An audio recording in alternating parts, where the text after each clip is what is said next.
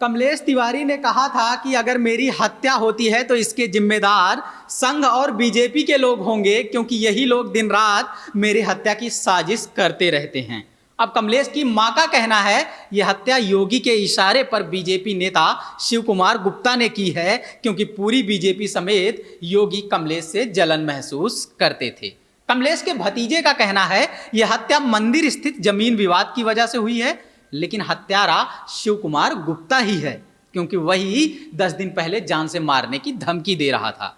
कमलेश की पत्नी ने अभी तक किसी पर सीधा आरोप नहीं लगाया है, लेकिन यह माना है कि शिव कुमार गुप्ता से ही राम जानकी मंदिर को लेकर विवाद चल रहा था। कमलेश के बेटे का कहना है कि कहीं निर्दोषों को न फंसाया जा रहा हो, इसलिए मामले की एनआईए जांच होनी चाहिए, क्योंकि प्रशासन पर उसे भरोसा नहीं है। गौर करने की बात है कि मुसलमानों से बेइंतहा नफरत करने वाला ये परिवार किसी भी मुसलमान का नाम नहीं ले रहा है। हत्या में कोई मुसलमान शामिल भी हो सकता है, इसकी संभावना भी नहीं ढूंढ रहा है। विवाद बीजेपी नेता शिव कुमार गुप्ता से बता रहा है तो जिम्मेदार योगी आदित्यनाथ की सरकार को ठहरा रहा है, लेकिन घटना के बाद से ही मीडिया इसे पूरा हिंदू मुसलमान का मामला बता रहा है। 2015 का विवाद याद दिला रहा है, 4 साल पुराना फतवा सुना रहा है।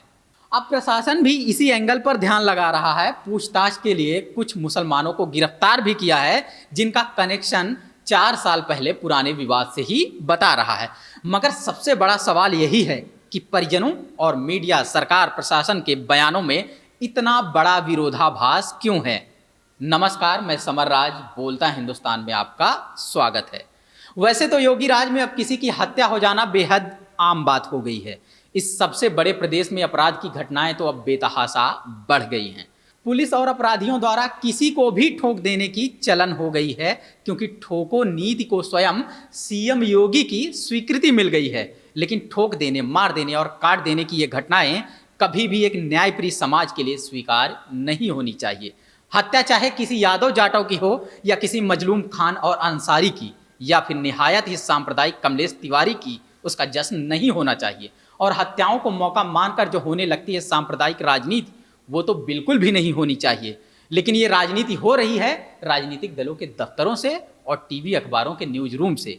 लोगों को भड़काने की कोशिश की जा रही है, आग लगाने की कोशिश की जा रही है, गुस्से का सांप्रदायिककरण करने की कोशिश की जा रही है।